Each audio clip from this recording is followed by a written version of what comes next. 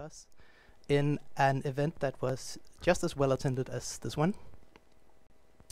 But to those of you who don't know Tom Palmer, Tom Palmer is a central figure in the promotion of liberty, not just in the West, but in the world as a whole.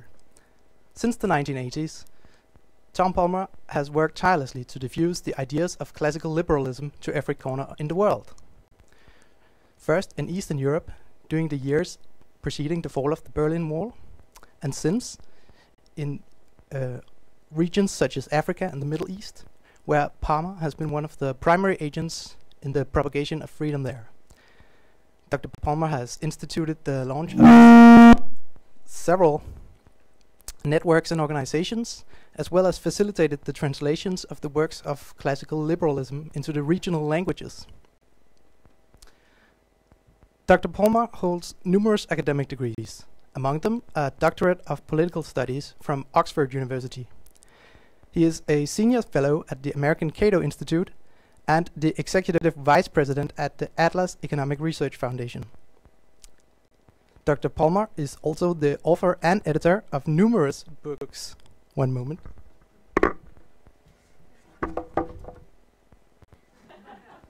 Such as the following.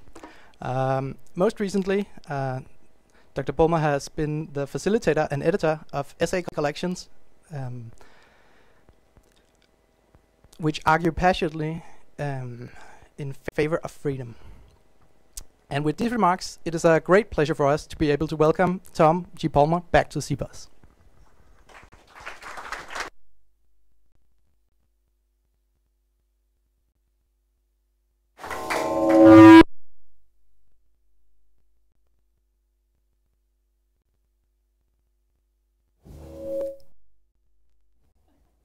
Okay.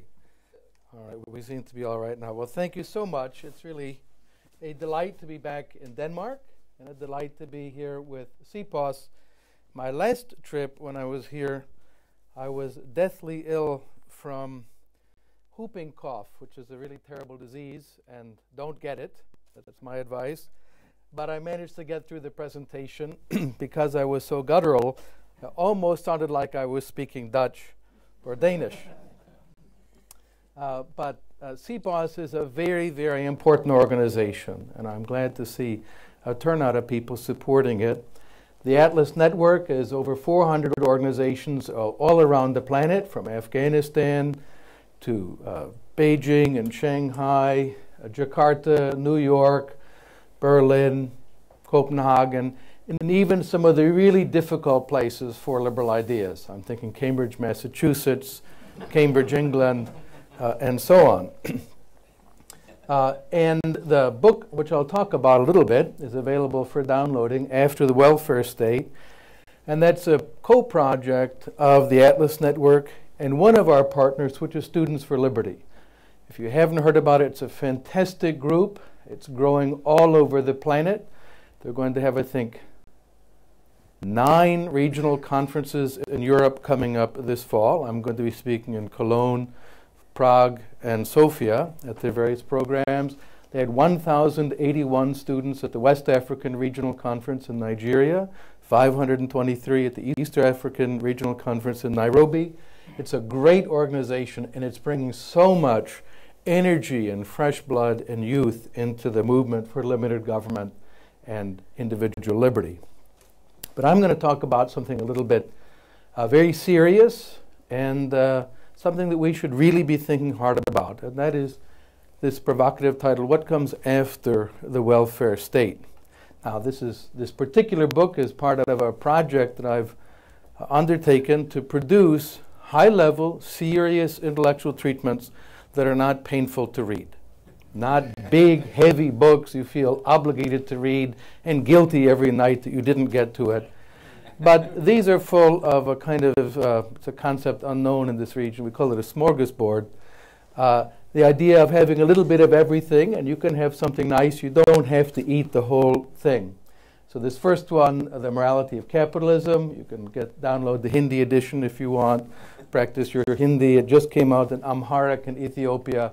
So it's 35 or so different languages. The Economics of Freedom, which is a restatement of Frederick Bastiat, one of the great heroes of the movement for free markets and individual liberty. This little book here, After the Welfare State, was the next, with chapters on how Greece got into its current predicament by Professor Aristides Hatsis. It's a very useful study.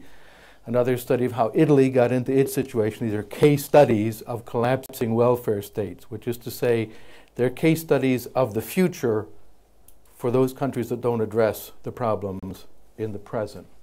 Why Liberty, which is an introductory book, mainly young people contributed to this, and my job was to help them find their voices. And the most recent one that came out just a few weeks ago, Peace, Love, and Liberty. And the Greek, Russian, Chinese, and Arabic editions will be out in December. But let's deal directly with this question of the welfare state. This has gone by various names at different times, but what's remarkable about it is it's nearly everywhere. This has proven to be a very stable, in the short term, I'll talk about why that's important, political formation, because it generates advantages for the political decision makers and incentives for people to want more of it. So in the short term, welfare states have proven to be very robust political formations. I'll talk about a little bit about why that's the case. The situation we're facing right now, though, understood economically, is a classic tragedy of the commons. Garrett Hardin began the discussion of this in environmental economics. When you have a commons and access to fisheries or grazing land or something like that, everyone, if it's a commons, wants to take from it. Why? Because they don't reap the benefit if they abstain from doing so. If you take the case of fisheries, people say, if I don't catch the fish, somebody else will catch the fish. There won't be additional fish for me and for my family. And this is actually a very serious ecological problem in many parts of the world, where you have overfishing and destruction of the fisheries. In the Philippines, people often fish using dynamite. They throw it into the water. It blows up, stuns the fish, who float to the surface and are easy to catch. If you try this at a local swimming pool, you could observe the impact that it has. Or they pour bleach into the water, the chemical we use to make our clothes white. This asphyxiates the fish. They can't get oxygen. They come to the surface. Easy. But there's a problem. It kills the coral reef. The dynamite and the bleach kills the animals that make up the coral. The consequence is they're turning vast areas into underwater deserts. Nothing can live there now. And when asked, why do you do that? They say, if I don't catch those fish, somebody else will catch the fish. There's no incentive for them to conserve the fish stock for the future. Why? There's no property rights. And the solution to this, as Iceland and New Zealand and Canada and many other countries are beginning to discover, is some system of property rights where we have clear rights over it and the right to exclude others. Let's think about the welfare state. It's also a tragedy of the commons. If I don't take that government handout, somebody else will. My taxes won't go down. I'll be what's called the sucker in a free rider game. Someone else is going to get that benefit instead. And the consequence is everyone makes more demands on the common pool than it can sustain. The problem is the common pool is all of the population. And even worse, it's our children that we are bankrupting by postponing these expenses. Now, the welfare state was initially created as a political strategy. And this man, one of the most influential figures in 19th century history, he was a top fashion model of his day, as you can see, Otto von Bismarck, was the originator of this institution we have come to know as the welfare state or the Sozialstaat. And when he articulated the reasons, they were primarily political. He was engaged in what would later come to be known as state building, turning the various German principalities, Prussia, Bavaria, Württemberg, and so on, into the German state. So people would not feel that they were Prussians or Bavarians, but they would feel German. And what he wanted to do was to create a sense of loyalty to the state. As he said, just as every soldier in the emperor's army receives a pension for his service to the emperor, every worker should receive a state pension for their service to the German Reich. That was explicitly the strategy. The German liberals of the day, Eugen Richter and Ludwig Bamberger and others, fought him ferociously in the Reichstag. They wanted instead a system in which you would own your retirement savings. Bismarck did not want that. He explicitly said, we don't want that. Instead, you will receive it from the state, not from your own accumulated savings. So the money would come from you, the worker. It goes into a pot that will be administered by the state, not into what we would today call individually fully capitalized accounts that would belong to you, the worker. And Bamberger and others said, your goal is to make of the Germans a nation of helots, that is to say, slaves, if you will. And essentially that was the strategy, and turned out to have quite significant consequences for the Germans and the rest of Europe. As he said, whoever has a pension for his old age is far more content, far easier to be handled. Namely, you have a more compliant population when they look to the state. They're less likely to challenge the powers of the state. Now, we can distinguish socialism from the welfare state. Sometimes people mix these two together. They're really very different political systems. A socialist state attempts to substitute entirely for the market, for the price system, central direction and planning of the economy and the society. Welfare states are much more modest in this regard. They're compatible with the market economy, with the free price system, with the free movement of capital. But what the state says is we will be responsible for certain aspects of your well-being. And these vary from country to country. In some countries it includes housing, for example. In other countries a variety of other benefits. In California there was a movement to guarantee you the right to self-esteem, which was an interesting state entitlement.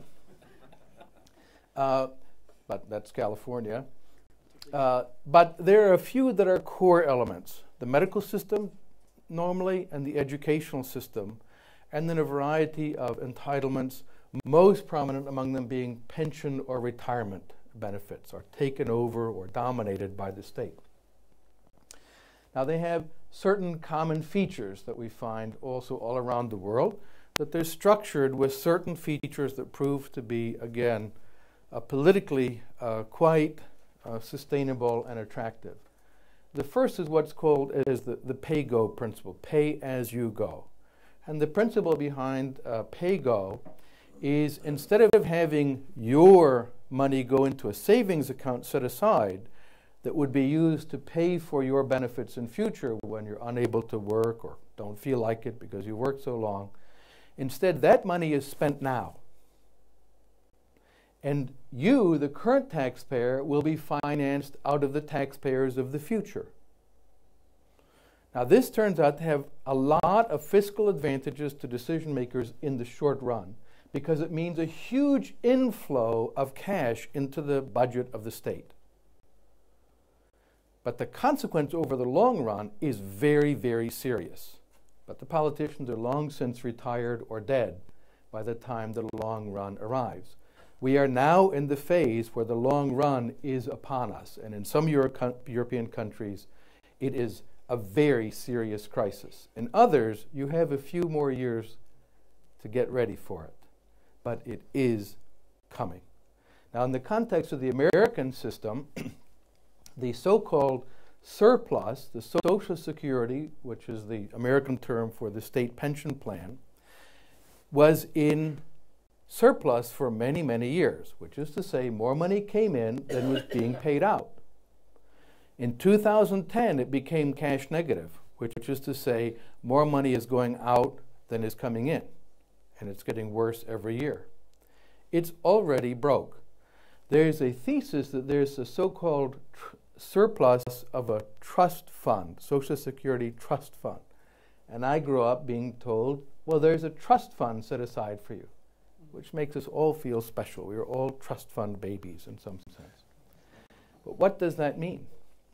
By statutory requirement, all of the surplus money that was not being spent out had to be, and I'm going to put this in quotation marks, invested in government debt, which means it financed current government expenditures. The war in Iraq, building roads, all the various things government does, those are being paid for by the surplus. In exchange, the state writes a note. We call this an IOU in English. I might write a note, I owe you 200 euros. But they write it to themselves. I owe you $80 trillion. So imagine that I did that. I put it in a box and I'd feel good about myself. I owe myself $80 trillion. But what that means is, that is and by the way, you can visit it if you want. It's in the bottom file drawer of a building in West Virginia. That's where the trust fund is kept. It is a note that says you will be paid out of future taxes or future borrowing or some combination. There is no investment. And I tried to stress this to American young people. You are lied to. I was lied to. There's no trust fund. There's only a promise to tax you and others more in the future. That's it. And we're now reaching a point where they are drawing from the trust fund, which means cashing in, it's just an accounting fiction, government debt, which means it's actually coming out of general tax revenue. That's where the excess is coming from. And every year it gets worse and worse and worse. Denmark is also in this situation. Not the worst in Europe, I hurry to add, but not in good shape nonetheless. The second is fiscal illusion. And Bismarck was the author of this. This is a stroke of absolute genius. We'll take the American Social Security system, but this happens in Europe as well, including Denmark. I am told that I paid the employee share of the Social Security or payroll tax. But my employer contributed the employer's share. So I should feel happy. My employer was forced somehow to match my contribution. But every labor economist will tell you 100% of that is coming out of my pocket. There is no employer's share. It's a ruse. It's a trick. Why? The employer doesn't actually pay me more as a consequence. The amount of money that an employer is willing to pay an employee is set by what the employee is worth. They don't pay more than that. That's set by that amount. What it goes to doesn't matter to the employer. If it goes to taxes or is spent drinking heavily or bowling or whatever, they just don't care. This is what they're willing to pay to hire you. Some of it goes to the state, some of it goes to you. That does not determine the level of the wage. Wage is not raised automatically whenever you raise taxes. So it's coming out of your pocket. The consequence, again, every year the Social Security Administration sends me a document. It's a wonderful document. It says, congratulations. This is what you paid, and this is what you can stand to get under current law, which is to say, I'm not actually going to get that. But this is what you ought to get under current promises. Look at the rate of return. Well, actually, they only show half of my contribution because they do not show the so-called employer's share, all of which came out of my pocket. This is a trick. It's a traditional, classic form of fiscal illusion. To fool us into thinking that the burden of government is smaller than it actually is. There are many forms of fiscal illusion that people in public finance study. This is an exceptionally clever one, and you find it all over the planet. Now, I've studied this system in some detail for years. Even I did not know until fairly recently that I could continue to pay that. Social Security in America is capped at a certain level. They say, oh, above that you don't pay. And I thought, oh, okay, I'm not paying above that. That's not true. The so-called employer share is not capped. It continues indefinitely with no increase in your corresponding state pension in future years. I'm reasonably smart, and I'm more informed than the average person. And I only learned about this a year ago. This additional tax burden that was being imposed on me. Most people have no concept of how much they're really paying in the state. And then finally, these are characterized as social rights, and this makes them very difficult to cut back as a matter of arithmetic, because people say, it's my right. I paid all my life. I was promised. It's my right. How can you do this to me? It makes it much more difficult to make the adjustments. Now, I would say in some regards, Germany, for example, is a bit different in the US. They have been more successful in Germany in having a grown-up adult discussion about the sustainability of the welfare state. This has not happened yet in the United States, partly because it is so strongly characterized as a matter of contractual rights. People don't understand these were flimsy promises that cannot be fulfilled. So the US is in some regards in a worse situation than some of the European countries, Germany in particular, which have had at least some discussion with the center-right and the center-left at the table. And this, unfortunately, has not yet happened in the US. The US is driving very fast towards a fiscal cliff. And I'm quite frightened about what's going to happen if they don't begin to reverse course. Now, this does have a history in Europe also. The Weimar Republic was characterized as the most advanced social state in the world. This is a very important part of the Weimar Republic, and as I argue in the book, that was one of the reasons for its collapse. The astonishing unemployment of the Weimar Republic because of the wedge introduced between what the employers paid and what the employees received was one of the features that drove high unemployment and social instability in Germany.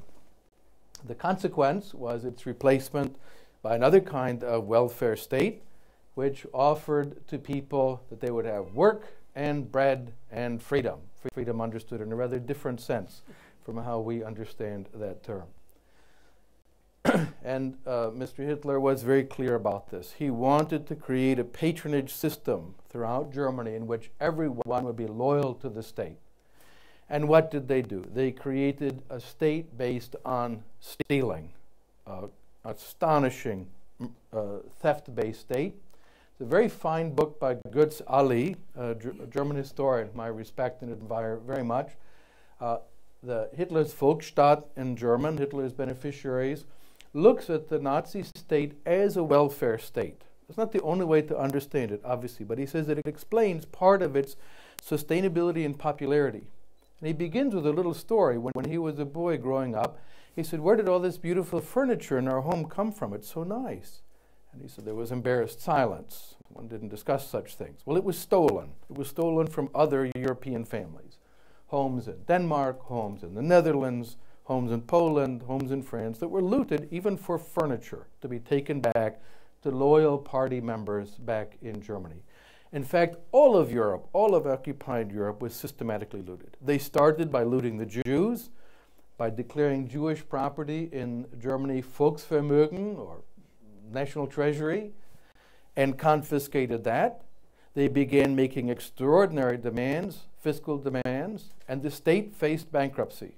And one of the answers was, steal everything owned by the Jews, which was then liquidated in a very orderly sort of manner.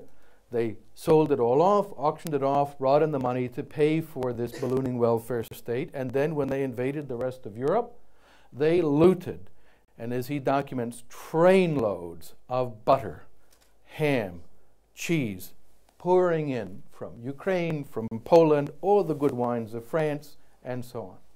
In fact, they were so clever, they forced the occupied countries to pay the cost of their own occupation. This is really a very important book because he went through all of the banking documents. German soldiers and all requisitions for German occupying armies were paid for. They did not just steal it. They learned a lesson. When you just go to farmers and say, give us all of your food, they don't like it and they'll fight you. They paid for it. They printed money, RKK certificates, Reichskreditkassen, that were exchangeable at the local currency to fixed exchange rate. So that when they went to the farmers, were paying. They paid the soldiers in this money, but it could not be returned to Germany. That was illegal. It could only be spent locally. The consequence was the destruction of the currencies of the occupied countries. and forcing them to pay for the cost of their own occupation and looting. It was a Ponzi scheme on a giant scale, and it did collapse. It was unsustainable, like all Ponzi schemes ultimately are. That is the most horrifying version of a welfare state that we have seen. There's certainly much less malignant forms.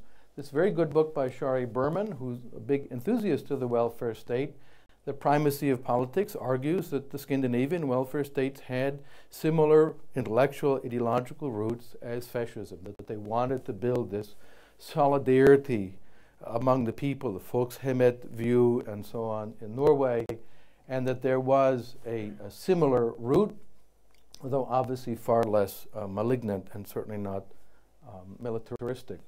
In the US, we got the New Deal, and President Roosevelt said we have now a second Bill of Rights. You know, the first Bill of Rights is actually in the Constitution. It's written, the first 10 amendments to the Constitution.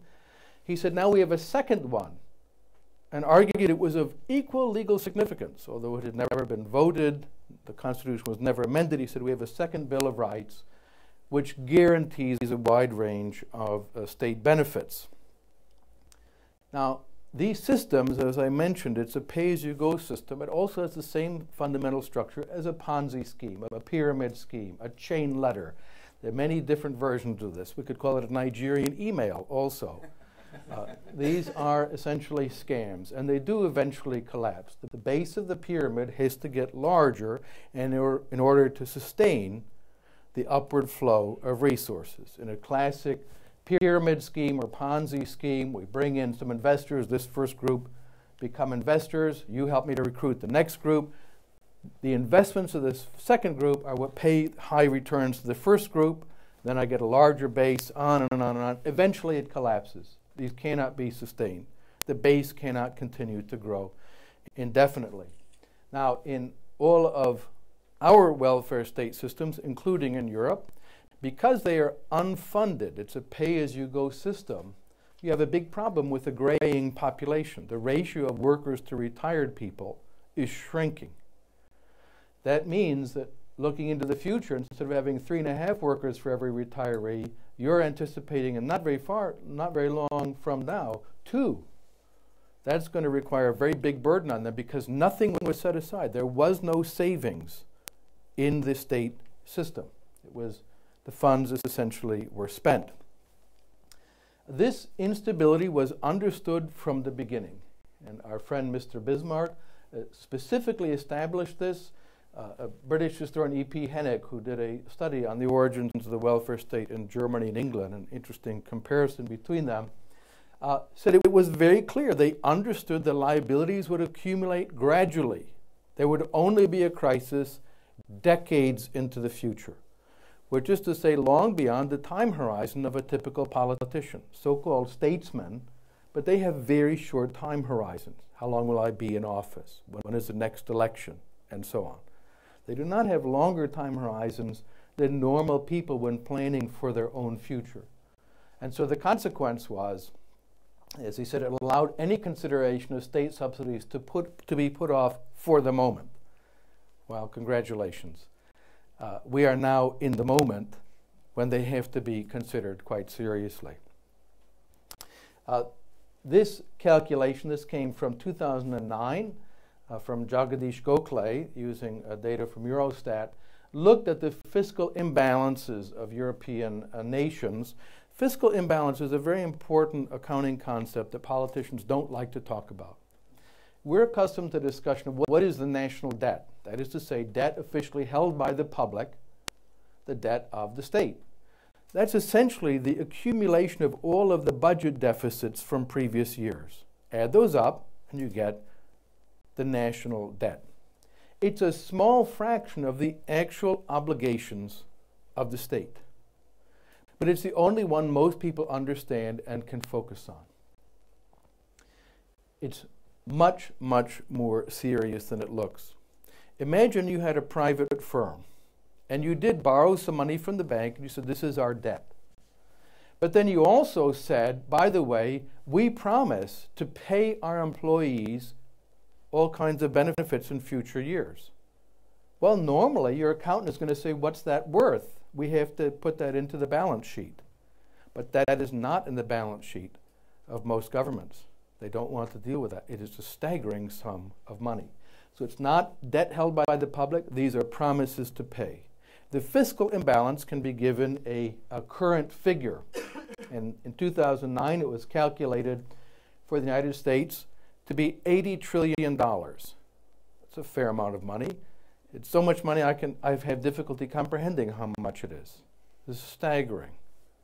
What that means is, to make it very clear, that's the amount of money that the U.S. government would have to have invested and today earning interest at least the rate at which the government pays interest on its debt in order to pay the difference between anticipated tax revenue and expenses. So that's in addition to the tax burden already anticipated. They would need to have to look in their pockets or go through the sofa and look for some change, as one does. Has to add up to $80 trillion to be able to finance the difference. And for the European Union as a whole, 53 trillion euros. Just quite a sobering amount of money. Now, the data were just updated this year, and however, because of reporting and so on, the most recent reliable data was for 2010. And we see Denmark is not the worst country in Europe. Congratulations. Congratulations for that. But still, you have, as 2010, the total of the explicit plus implicit debt about 8.1% of contemporary GDP. Or again, that's the amount that would have to be actually removed from the economy and dedicated solely to this. Forever, by the way. A little footnote, forever. To be able to finance that. The Irish, the Greeks, the Spaniards are in much worse shape, but don't feel too confident that you don't have to deal with problems. And in particular, remember European solidarity. So do remember that. Your friends down in this region may come knocking on your door sometime in the near future. Think about Denmark also. We can look at the percentage point increases in the taxes required. You'd have to go up 16.7 percentage points, not 16% of your current tax burden, 16 additional points on your tax burden to be able to finance this. So this should be a little sobering as to what is involved. This looks at the percent of the present value of GDP. Any future stream of expenses has a present value, and we see that this is rather staggering. The fiscal imbalance, this is for 2010. These are the projections of the increases. This is only 2016. So to go in just a couple of years from 8.15 to 10.18 under fairly conservative assumptions. This should really focus the attention of the voters of Denmark. Now, many people focus on the transfers within generations, which is to say, from the rich to the poor. This is what we're told by Michael Moore and other deep, serious statisticians. In America, as he put it very neatly, showed such a depth of economic understanding. He says, don't talk about this. I'm sick of this discussion. There's plenty of money. It's in the houses of the rich. I thought, wow, what a concept of wealth. He thinks rich people have like boxes of jewels underneath the bed. That's what their wealth is, like a pirate's treasure. That's what he thinks wealth is. He has the pirate's conception of wealth. Go into their houses, look under the beds, and there are bags of gold doubloons. And you can take them and pay for everything. It doesn't occur to him that most rich people and lots of middle-class people have their money in what are called shares of productive companies. They're not bags of gold coins or jewels under the bed. But in fact, there's a much bigger intergenerational transfer from young people to old people.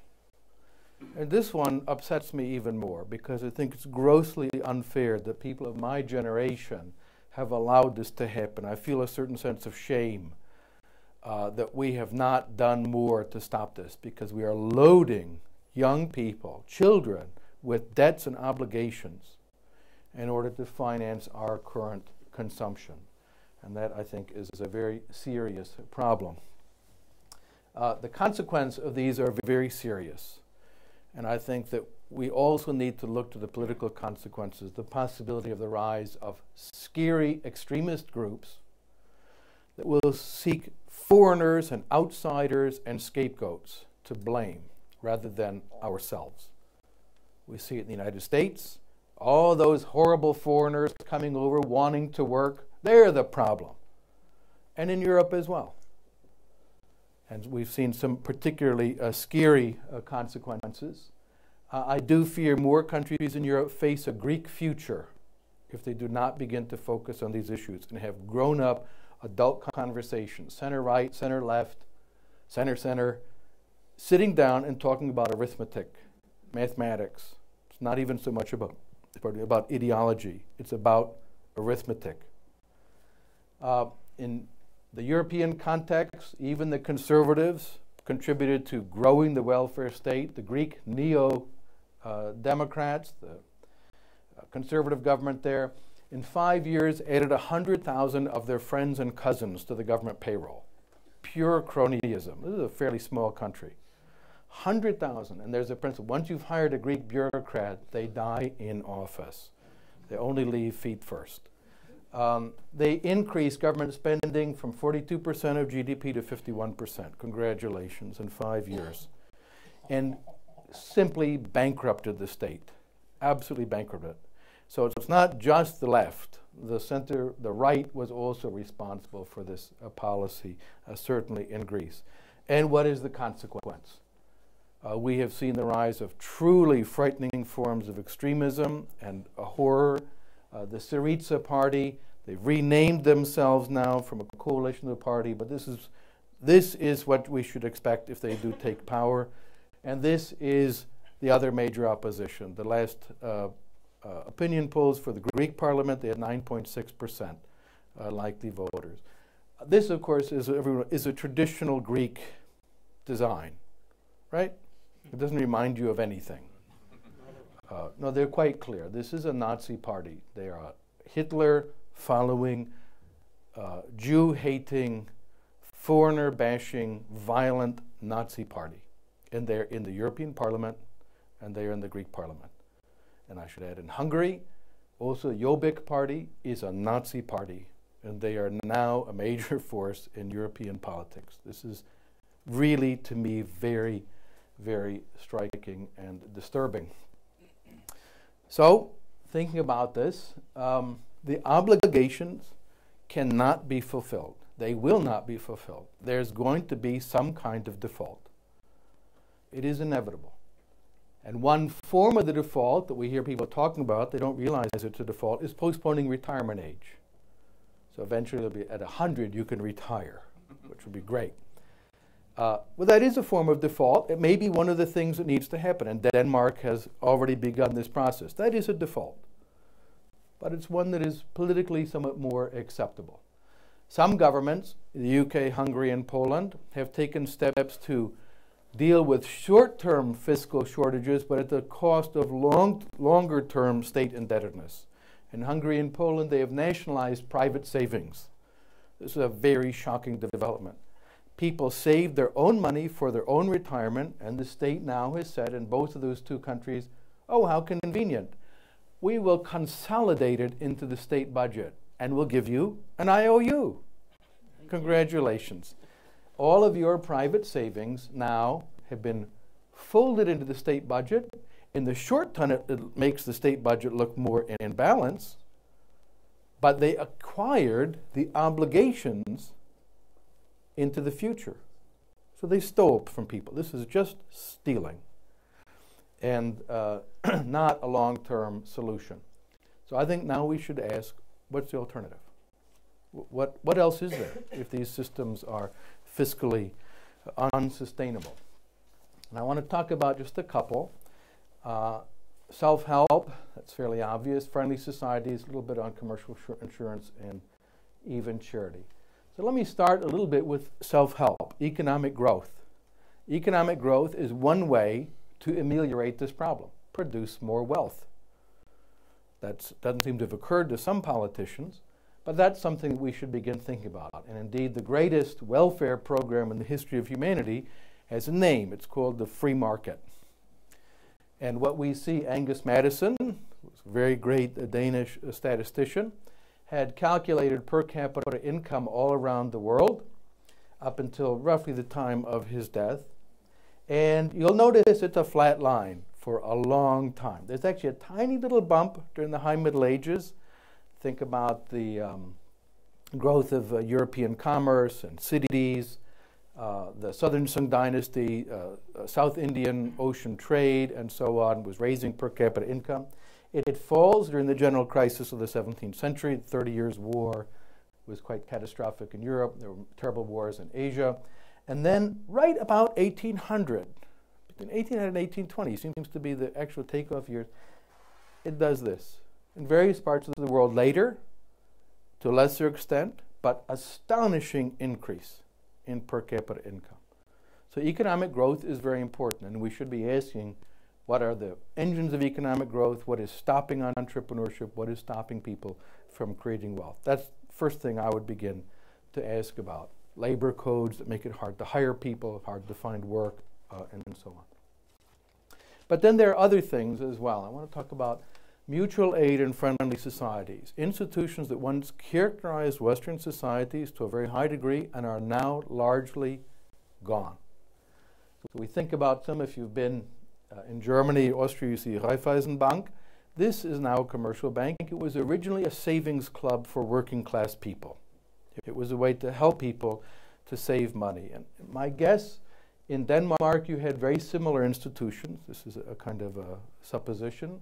But it used to be, if you go into old German Kneipe or a pub in a city that wasn't blown up in the war, so go into little country towns, you'll see behind the bar were all these little boxes, with a little key on them.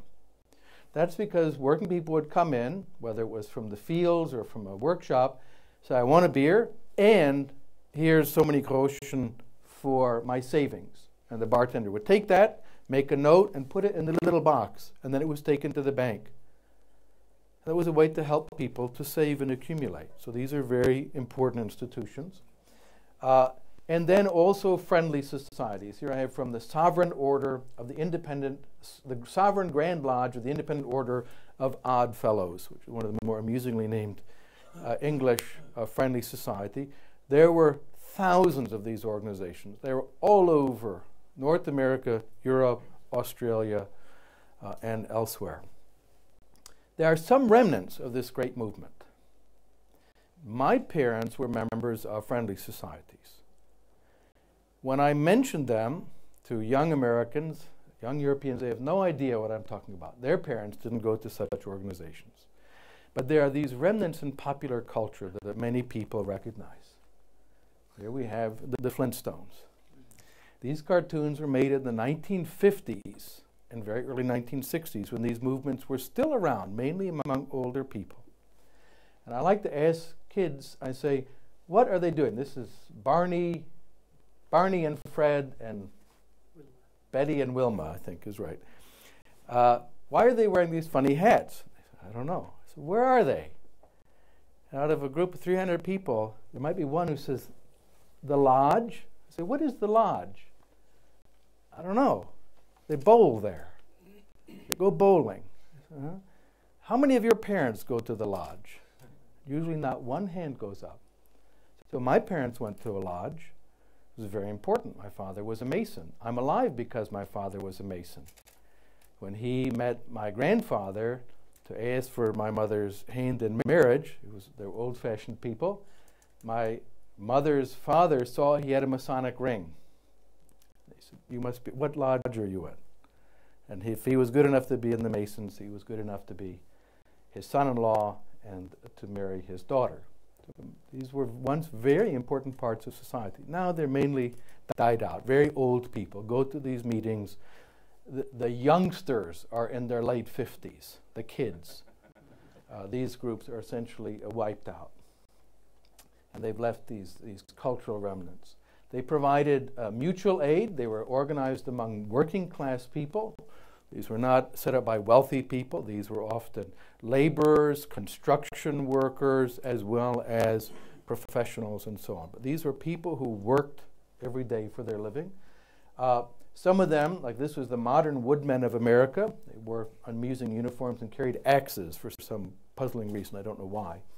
This now still exists. It became a commercial insurance company. Some of these did transform into insurance companies. Most of them just died out and left these temples and buildings all over. If you go to various cities, you'll find these strange names on old buildings in the downtown. It'll say something like Finn Hall. Just why is it called Finn Hall? That's where the Finnish Friendly Society used to meet. They built that. That's why that's there. Not anymore. They had all kinds of rituals, various ways of creating feelings of solidarity among their members. Absurd hats, for example. In the modern age of irony, I doubt people would like to dress up very much like this, but there are other cool ways of creating solidarity as well. But they were systematically targeted for destruction by the welfare state. The advocates of the welfare state in various countries saw these groups as threats and wanted to eliminate them. Not by violence, by making them redundant, by having the state fill that space. And this is an exceptionally powerful strategy. David Green, a British historian who has documented this in Britain, it's a very good book which you can download, the whole text. If you want, go to Google or some other website, Reinventing Civil Society, David Green, and you can get the whole book. And he has documented in his work, and a number of other historians have, David Beto in the United States, the growth of friendly societies. So just among registered friendly societies, there are registered and unregistered friendly societies. There were various benefits of being registered. The growth was rather dramatic in their membership up until 1910, when it begins to change. At this time, you had about 11.1 million members. This is much larger than the trade union movement, by the way, which people know a lot about. There are hundreds of histories of the trade union movement and very few histories of the friendly societies, which were in fact much more significant social institutions. In 1911, the state in Britain passed the National Health Act. What did the National Health Act do? It taxed you to buy access to medical services. So you had, through your friendly society, the right to visit 6 doctors who were on contract with the friendly society to work in the medical institute, the hospital they established, or to come and visit you. Doctors didn't like that system because it was a highly competitive medical system and they got paid competitive wages on the market. Good doctors got paid more and bad doctors got paid less. Cartel members don't like that. They organized as a cartel and got the state to tax everyone and then pay them for visits. As Green points out, doctors' income skyrocketed immediately after this because they were responsible for setting the disbursement rates. But it also meant you now paid twice for the same benefit. To visit the 6 doctors on contract with your friendly society, you paid dues every week. And you also paid a tax, which was compulsory, to visit those 6 doctors and the 7 others in your village. Why would you pay twice? And the consequence was that friendly society membership continued to grow slowly, and then in the 20s started to decline in the UK, became redundant. These membership organizations were very serious, had been growing quite dramatically. Also in the United States, about 1/3 of adults were members of friendly societies. Others usually used commercial insurance of one form or another for access to medical care.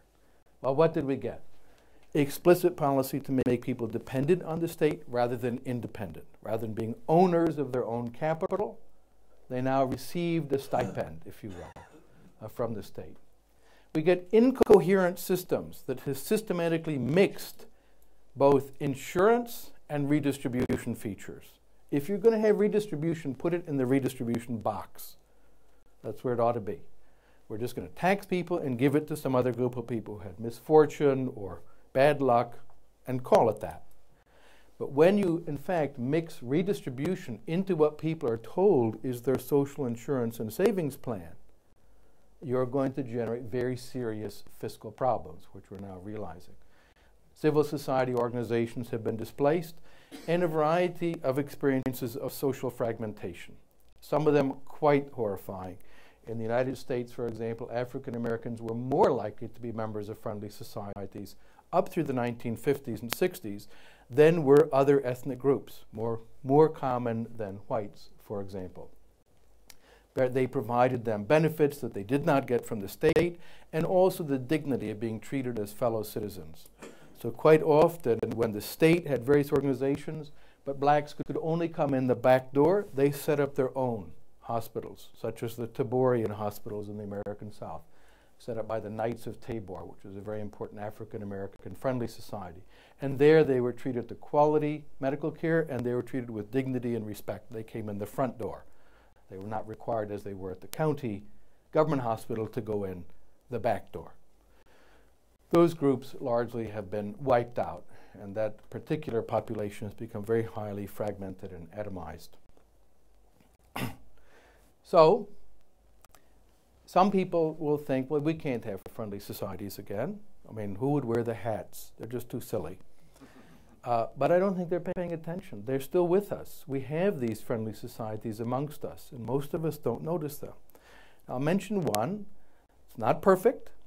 Doesn't always work, but I think it does a better job than most alternate government clinics and programs, and that is Alcoholics Anonymous, which is alcoholics helping other alcoholics. So anyone who's had experience among family or friends, I discovered a non-alcoholic cannot really help an alcoholic. You have to be a fellow alcoholic to get it, to understand the problem. My brother had a lifetime of dependency on alcohol and narcotics, and my other brother and I kept trying to help him, and we realized we just really couldn't. He lied to us constantly and so on. But AA was very helpful to him. The reason is you can't lie to another alcoholic. They know about all the lies. And any place in the country, 24 hours a day, you can call a phone number if you have a crisis, and someone will talk to you and say, tell me about your life, your family, what are you giving up? Don't do it. There are meetings people go to, they give support to each other. It's a very important mutual aid society of people who help each other. So it is certainly possible.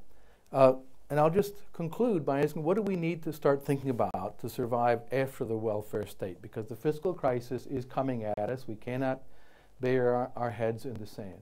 First, we have to get rid of pay-as-you-go policies and have contributory-based systems in which you contribute and it's yours, rather than a benefit-based system in which you're promised various benefits.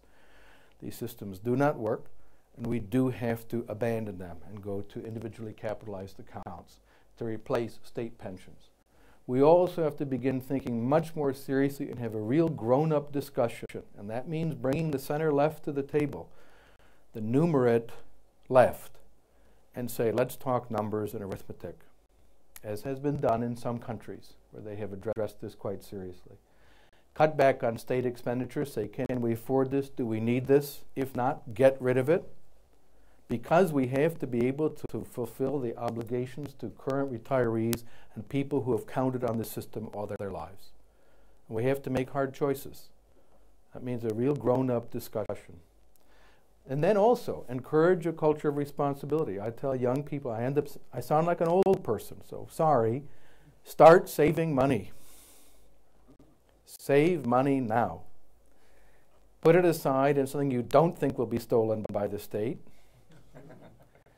Put it into some kind of investments. By the way, if you're very young, that means stocks, a diversified portfolio of stocks. Own the economy, invest in the economy, and have them in your own name. And start setting that aside. So if you think it's just going to be a small sum every week, it's easy now, take it out of your bank account and set aside. You really need to start doing that. And we need to start telling people to get serious about this. Too few people have set aside private savings for their old age. And then tried to encourage civil society, and there are legal means to do this also by reducing the burdens on civil society organizations, to begin to fill the space that the state has colonized, but from which it will inevitably begin to retreat, because the funds just aren't there. So that's a sobering message, not a particularly happy one, but nonetheless I'm optimistic. And I'm optimistic because I think enough people are smart enough to begin thinking about the future. We have some examples of countries that have begun a proper turnaround. Sadly, the United States is not on the list. The U.S. is still, voters have their heads buried in the sand.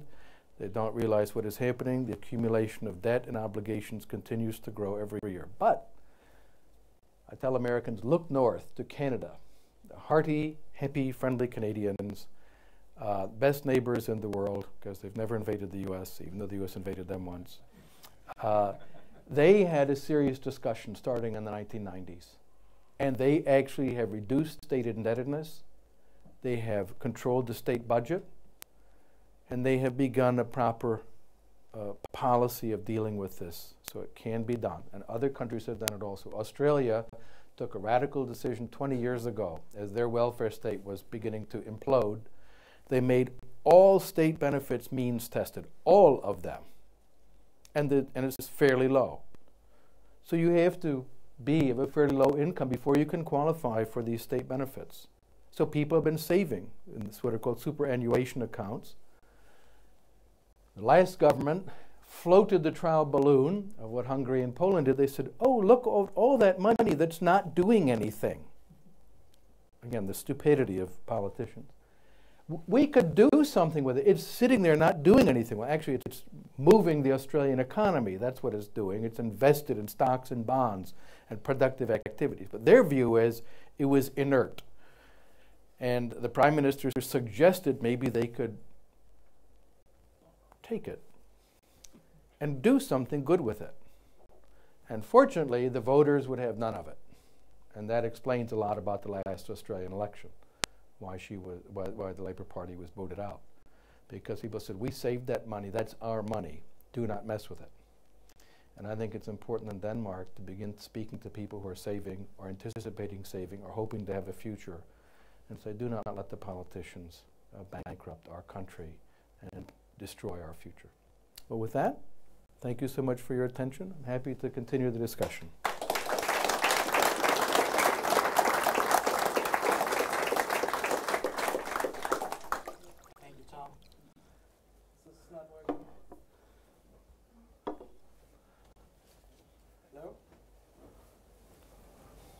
Anyway, thank you for the very insightful lecture. Oh, now we can hear it. Well, I had a couple.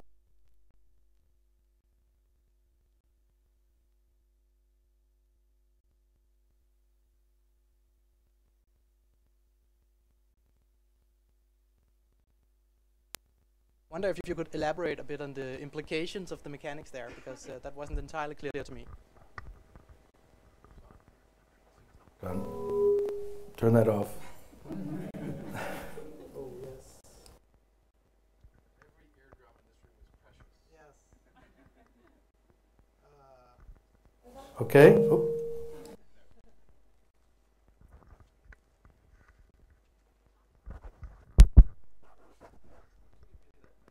Yeah, great idea.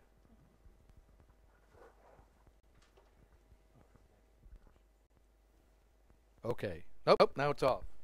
Turn it off.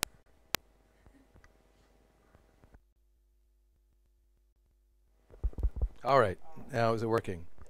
Okay. What happened was there was a whole series, and it's a kind of technical matter that Hennick and other historians have looked at, of social contributions made by employers, in particular industries, and they varied by industry. It wasn't universal for everyone. The consequence was these reached as high as, I think, 27%. So 27% was the additional so-called employer contribution. The argument was, well, we're just soaking the rich employers. Why is that a problem? But the consequence was they wouldn't hire people, because imagine that you're being paid 10 euros an hour, so contemporary wage rate, and in fact, you're only going to be paid 5 euros for that work, because the rest is going in your taxes, your social tax, plus the employer's tax.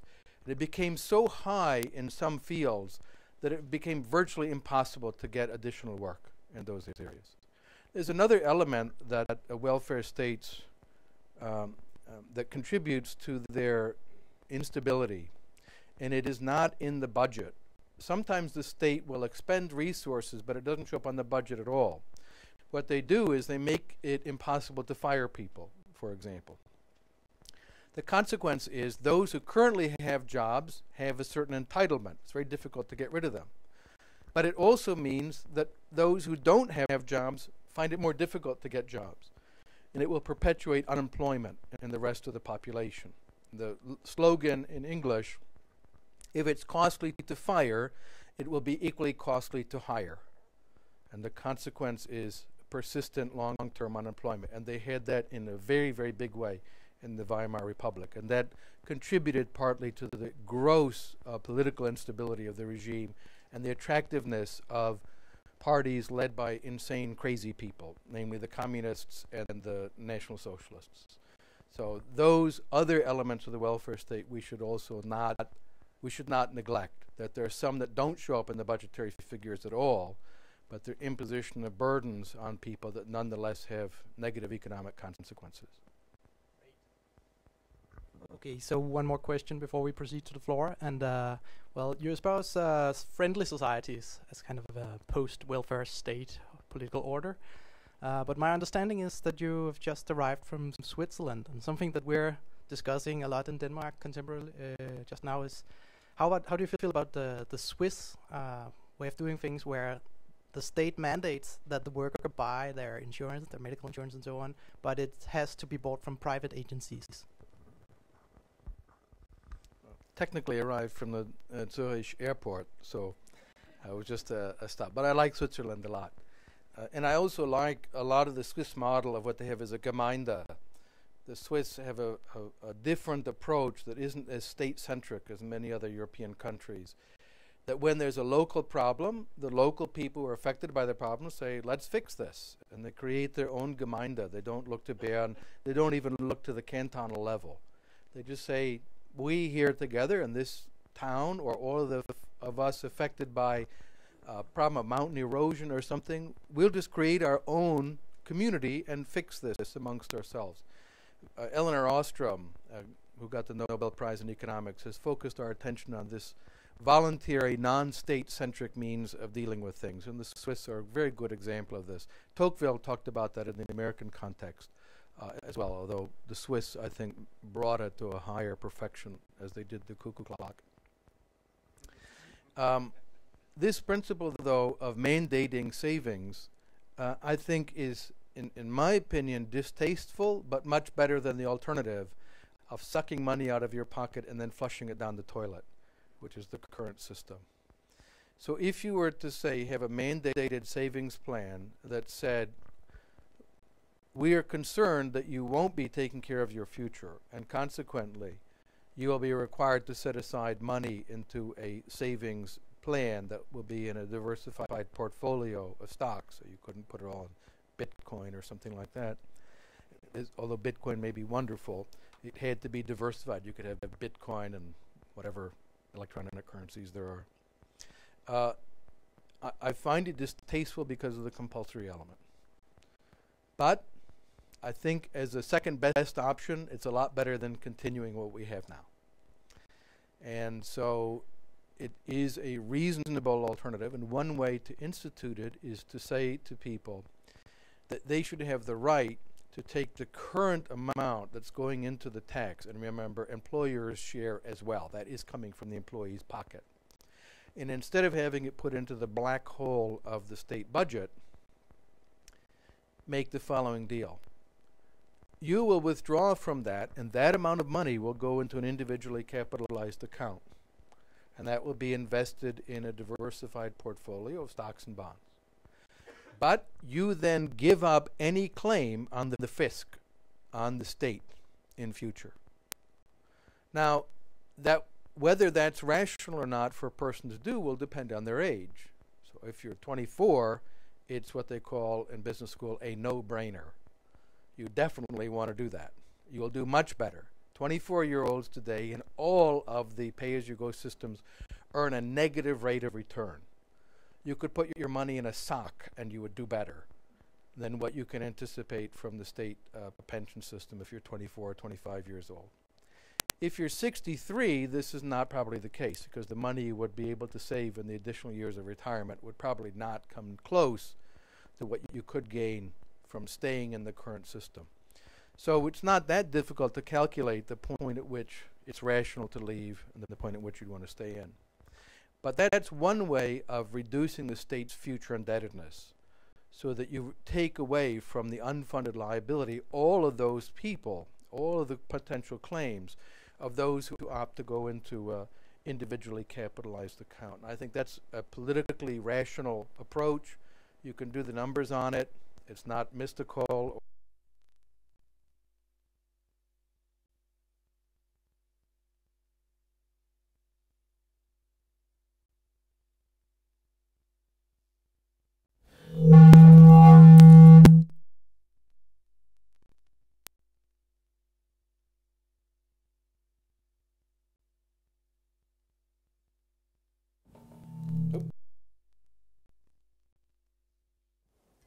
Okay.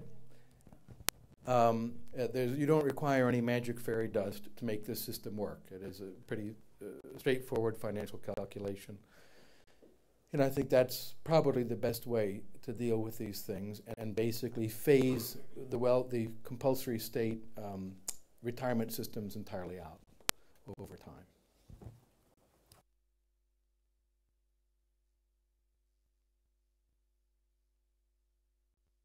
Here we go. Okay, thank you, Tom. So before I open up, I should just inform you that we are recording this session for the internet.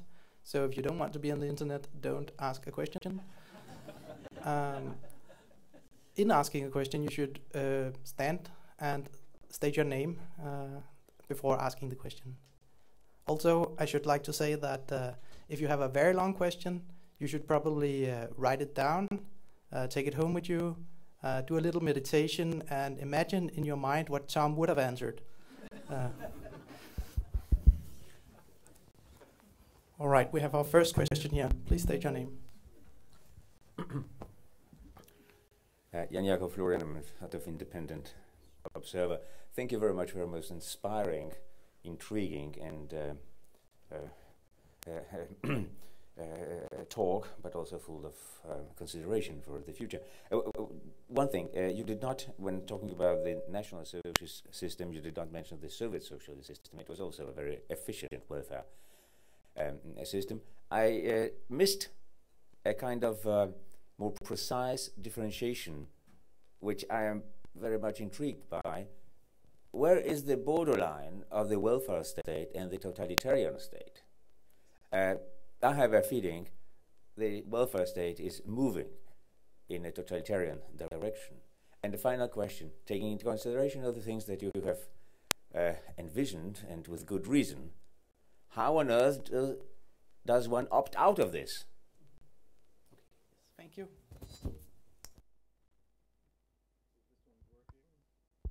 All right, turn that one off, please. Okay. This is working now. Okay, good. The first point, I would argue that welfare states need not be totalitarian. There are totalitarian welfare states. The Third Reich was an example of that. But there are also democratic welfare states. Denmark has a welfare state. U.S. has a welfare state, more or less functioning democratic systems. The question is, are they sustainable? And when they reach a crisis, what comes after that? So I don't think that the welfare state is inherently incompatible with democracy, certainly not.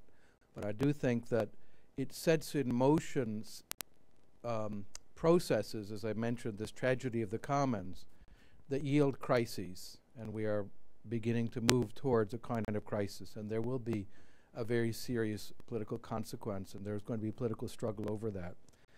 The case of Greece focuses our attention right now, because the dominant political players and likely next winners are not friends of a liberal democracy by any means. Syriza party is a totalitarian party, and then you have the Golden Dawn party at the roughly 10% of the vote. This is very disturbing and to me quite frightening. And also there's a little feature of human psychology. How many of us really enjoy saying, I screwed up?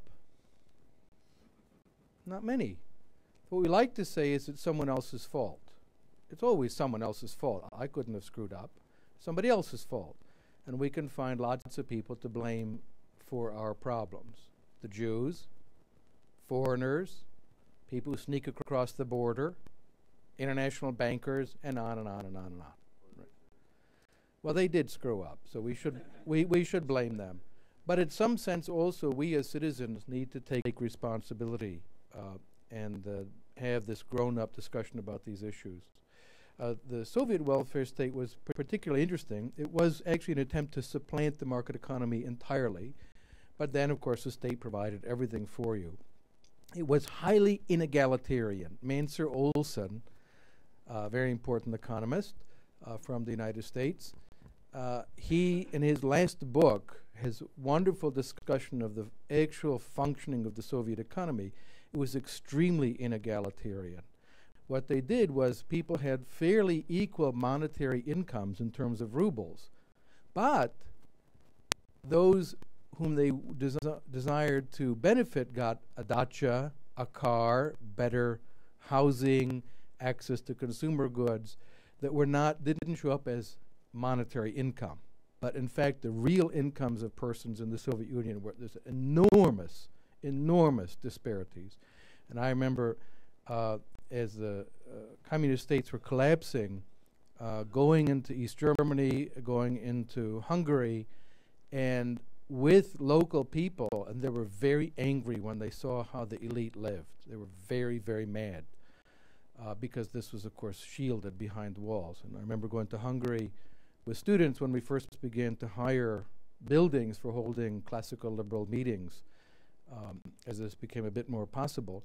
And I was struck by how angry they were when these buildings were opened up, and now normal people could see it. And they said, "We knew those bastards lived well. We had no idea how well they lived compared to the rest of us." So these are very inegalitarian states. As to how to escape from this, there's two dimensions to that discussion. You might escape personally. You have to go live in some little island in the Caribbean. That doesn't really appeal to me. There are lots of people who talk about those sorts of things, but ultimately I don't think that's really feasible. I think we have to use a kind of sexist American term, man up, and that is just face this problem and say, this is not affordable. And we have to realize all of us have to take cuts in our expectations of benefits from the state. Let me mention one more thing, why this is so difficult. When you mention the welfare state, people who are friendly to it, immediately the reflex is, you hate the poor. The welfare state is here for the poor. You hate them. This is not true. The welfare state traps the whole population. It is not transferring money from the rich to the poor. It's a huge churning mechanism within the middle classes. Money comes out of one pocket, minus a handling fee, goes into the other pocket. The Social Security system, in fact, is a transfer from poor people to rich people in the United States. Or, as Walter Williams, American economist, once put it, it's an extremely expensive way of transferring money from young black men to old white women, which is essentially what the Social Security system does. So it is not about helping the poor. It's about a system that transfers money within the vast middle classes. And that needs also to be made clear to the people. Okay.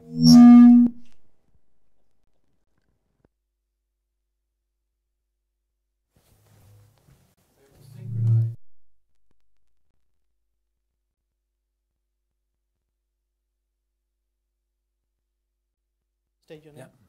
Yeah. My name is Rasmus, And you told us that good self-help systems are characterized by institutions in society that provide freedom to create value and innovation. How do we create institutions and organizations that are like that?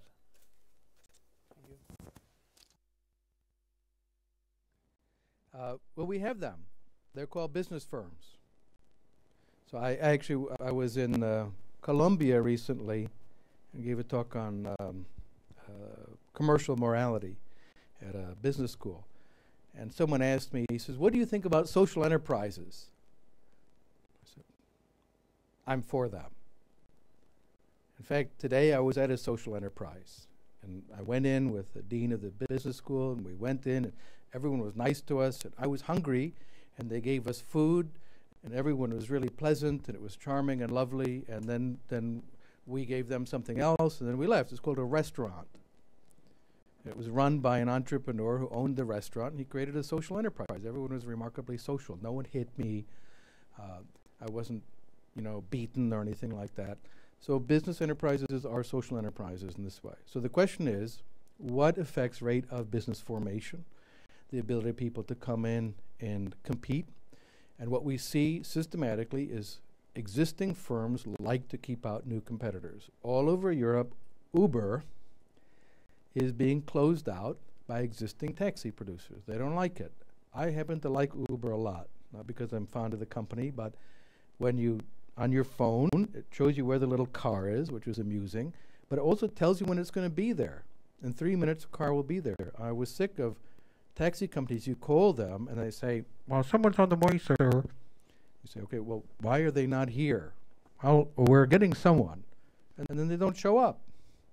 That's unbelievable. And Uber now has a new business model, and the consequence is, in country after country after country, they're being banned.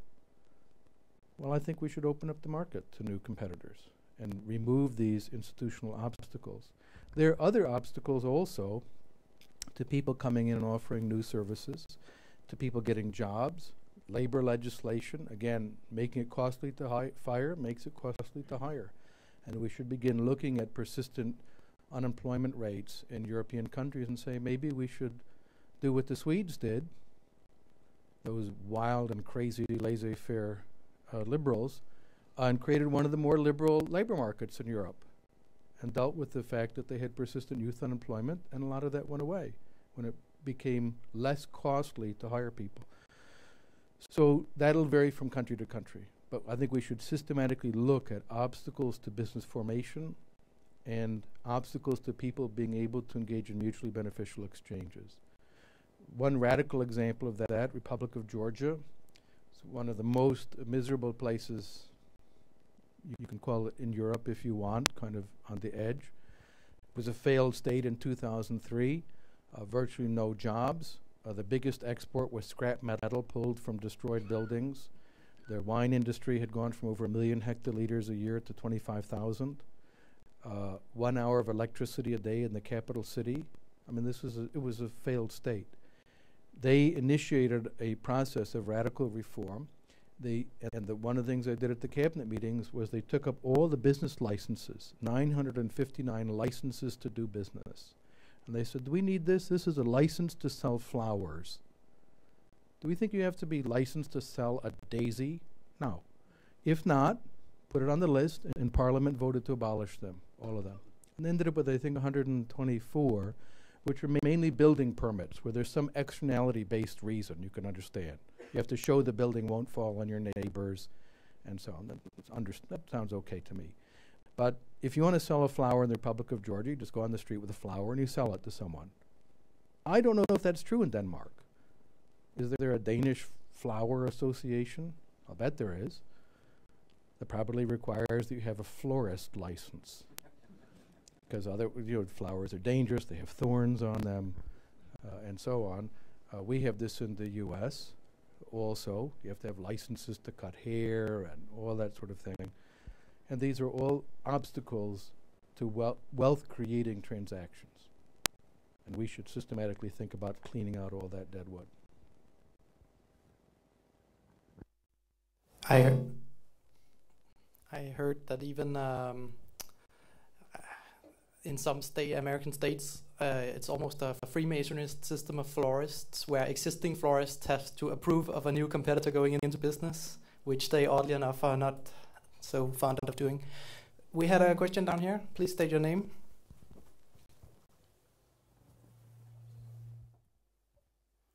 Thank you. My name is Jakob Sylling.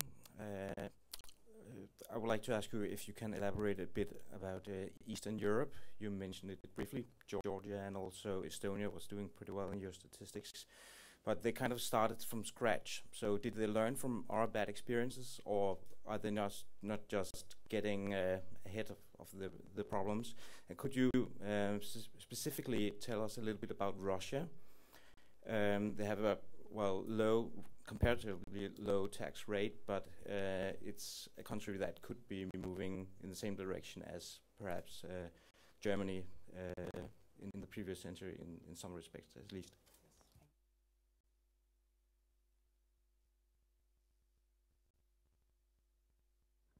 The experience is quite varied, and there are some lessons we should draw from this. In Poland, Leszek Balcerowicz established a radical set of reforms. He was finance minister, later governor of the central bank. And they were called shock therapy. It was very painful for lots of people.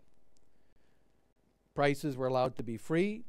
Most of our friends from Western Europe said, oh, don't do that.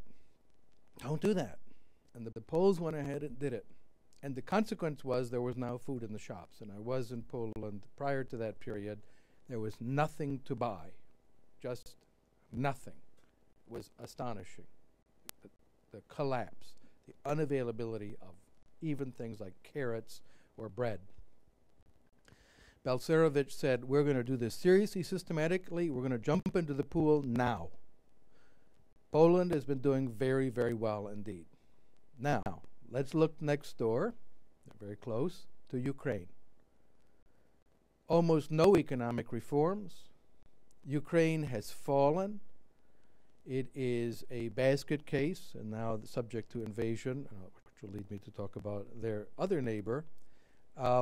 It was a catastrophe. In March of this year, I organized with some colleagues, including Kache Bendukidze from Georgia, who was the one who really helped to organize the Georgian reforms, which I would say, by the way, were so successful in establishing a rule of law government in Georgia that the government that implemented them was defeated at the next election, which may sound like a defeat. I consider it a victory.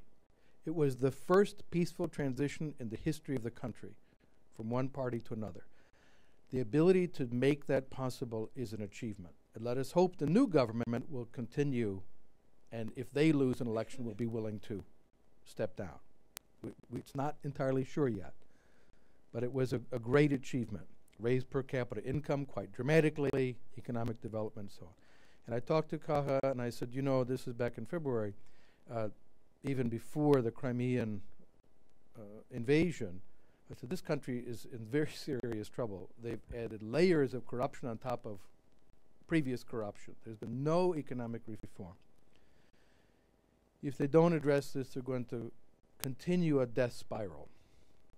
So in March, we organized the Emergency Economic Summit for Ukraine, and I recruited friends from the neighborhood. The former finance minister of Slovakia, former prime minister of Latvia, ministers from Sweden, Sven Otto Littorin, who was labor minister, and from a number of other countries. And we had a big conference, 650 people, television and the whole thing. Minister Sharmeta convened it, Minister of Economics. And it was a very sober discussion of what needs to be done. They have the worst business climate in Europe. It is worse than Moldova, just to establish what that means, right? Moldova is, if you ever go there, it's unimaginable. And Ukraine is worse. They have a ministry of setting prices with 670 bureaucrats who set prices in the country. This is a Soviet-style economic system. This is a disaster. It's almost impossible to do private business. You have to pay so many bribes. It's just staggering. And if they don't get out of that problem, There won't be a Ukraine. So all those people who said to the Poles, "Oh, shame on you, you horrible, wicked Poles, for having shock therapy." Well, they're not saying that now. Now that they see what's the consequence of not doing that, which is this neighboring disaster. Turns us back then to Russia. So I'll make some comments about Russia, because I've been talking to, actually today, lots of colleagues about Russia. They did initially have, under Putin's government, some very sound reforms, and the flat tax is one of them. Tax revenues rose dramatically. Prior to this, only stupid people paid taxes, stupid or unlucky people. They instituted a 13% flat tax. He said, okay, I'll pay that. It was clear, understandable, and it was understood everyone is paying it. And it did raise tax revenues. They had some positive reforms. I think Russia's catastrophe was that oil prices rose. Oil and gas prices and other commodities rose. And this is a rentier state, and it has been for a long time. You can understand, and Applebaum has written a few things, you can look at the Russian and Soviet history and track it with the price of oil. You can see various crises corresponding to highs or lows. So that Mr. Putin decided, who needs rule of law? I have oil money. I have all the money I want. And but the attack on Yukos, the attack on Khodorkovsky, the first company in Russia to institute one set of books rather than three, which was traditional Russian accounting. They had one set of books, and they had external auditors, and they had external directors, namely members of the board of directors. First company ever to do that in Russian history, and he's the one who went to prison. He's the one that was imprisoned. So the centralization of power, elimination of local autonomy after the Beslan massacre, Putin used this as an excuse to eliminate all elected governorships in the country. It was absurd. So they're all appointed from the center. I think he's becoming a bit of a puzzle to understand what the Kremlin strategy is right now. And lots of smarter people are trying to figure out what is happening. If you just saw the attack on the CEO of Sistema yesterday, he was arrested. This is a multi-billion-dollar company, and the Rosneft, which is the state company, this is state systems for private benefit. The CEOs of these companies are staggeringly rich, of these state firms. Rosneft was wanting to buy the company, and surprisingly, after the CEO was arrested, the share price fell 37%. Isn't that amazing how that happens? It seems like they may be devouring themselves right now. So what's happening in Russia is just very difficult to predict. No one should believe the nonsense that there are no Russian troops in Ukraine. Even these idiots in the so-called Donetsk People's Republic are so dumb, they admit publicly on television, the current guy in charge, low-level thug, said, yes, there are between 3,000 and 4,000 Russian soldiers, but they're all on their vacation. Instead of being with their families at the beach, they're here with us. And you can imagine there's some PR guy in the Kremlin saying, oh, God. And they called back Alexander Borodai and Strelkov, so-called. These are all of them are Russian citizens, I should point out, these last two. They're not Ukrainians.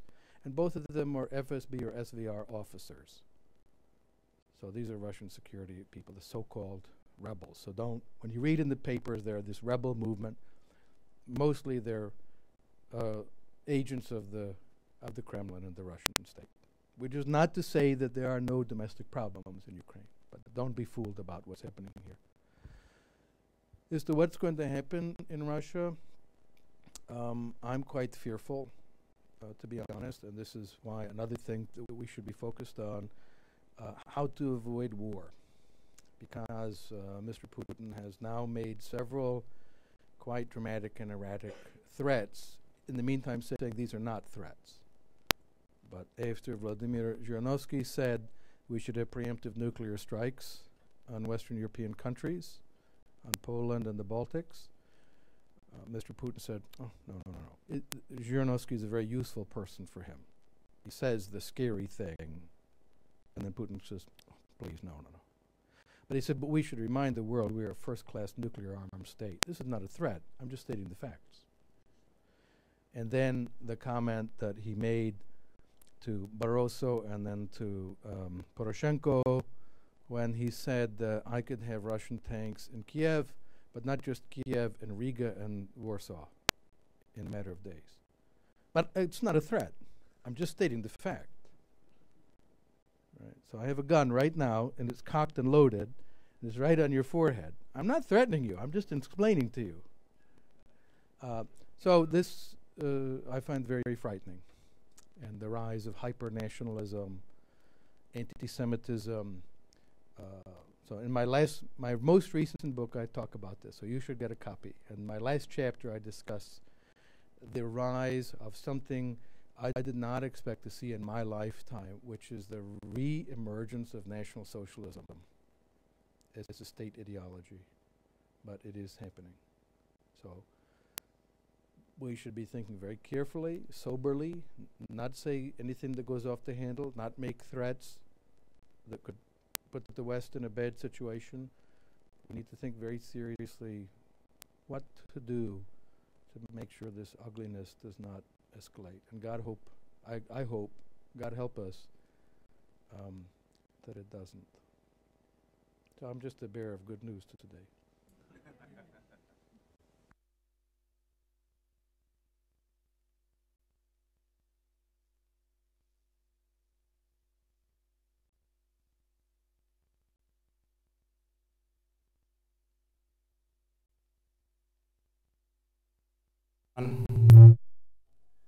All right, so you're the next questioner.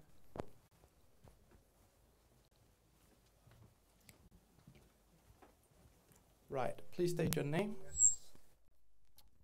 Thank you, Jeppe Lindgaard. Thank you for an insightful lecture, especially on the part of the whole pension system, about how a big part of the pension system in a lot of Western countries are based on the pay-as-you-go principle. How do you see the politicians and democracy being able to cope with the challenge of changing this system? I mean, a lot of like the older and larger generation having an interest in keeping this system being on the virtual point of entering into the system, and a lot of like younger generation like me, I'm not interested in keeping that system because I don't believe it will be around when I'm retiring. So how do you think that democracy are able to cope with this challenge? Thank you. Thank you.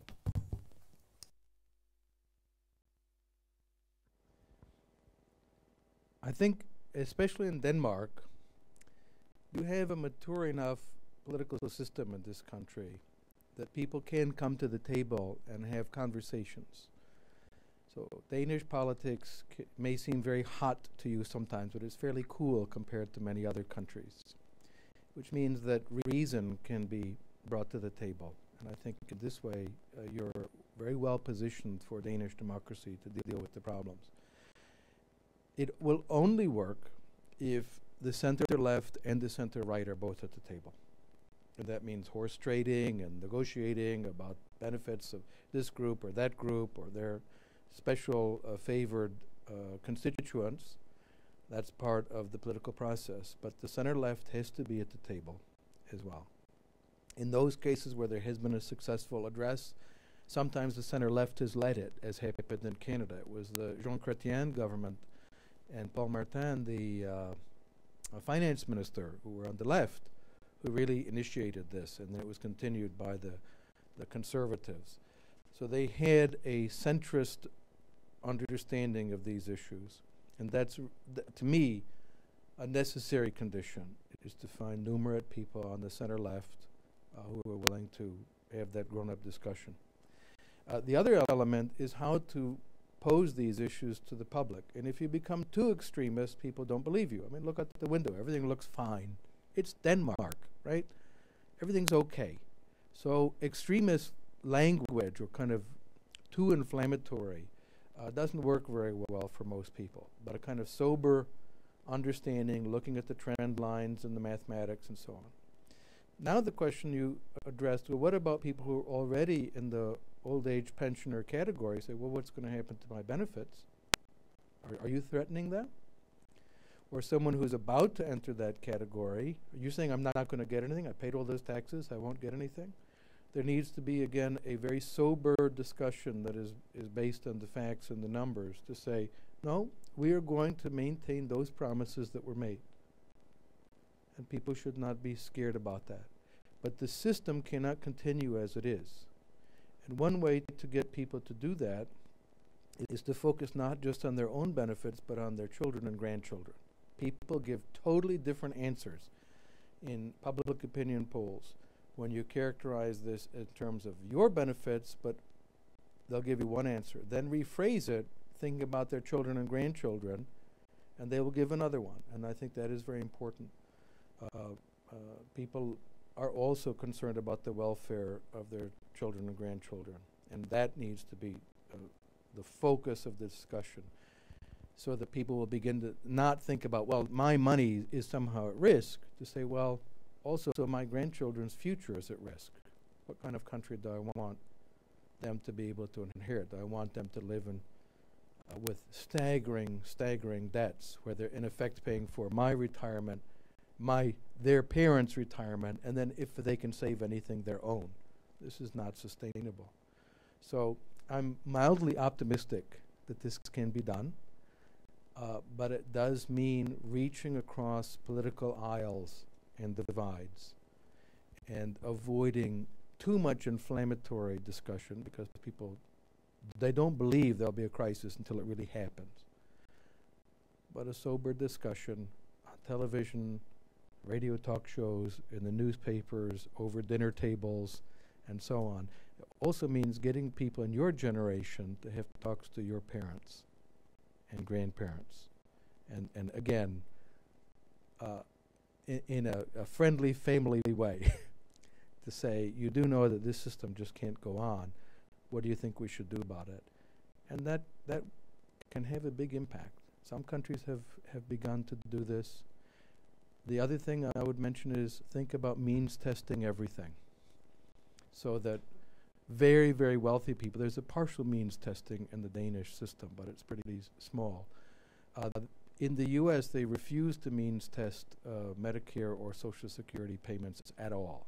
And the reason is they want everyone to be fooled into thinking it's just our savings. We invested in it. So Warren Buffett, the multi-billionaire, also collects Social Security. And I think we should look at this and say, well, does that really make any sense? And actually make it a redistributive system, if that's what it's going to be, like they have in Australia, and say that's what it is. And those people who save live off of their savings. That's another option in the future that might be politically attractive. Very rich people would say, okay, I give up my couple $1,000s a month income. I don't really live off of that anyway. And in exchange for that, the rest of the population will also understand there has to be some diminished expectations from the state. Yes.